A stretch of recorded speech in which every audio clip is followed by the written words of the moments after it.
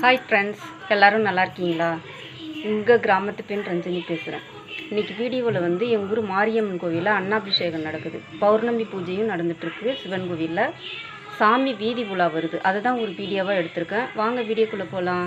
என் வீடியோவை பார்த்துட்டு எல்லோரும் சப்ஸ்கிரைப் பண்ணி லைக் பண்ணுங்கள். இந்த கிராமத்து பெண்ணுக்கு சப்போர்ட் பண்ணுங்கள்.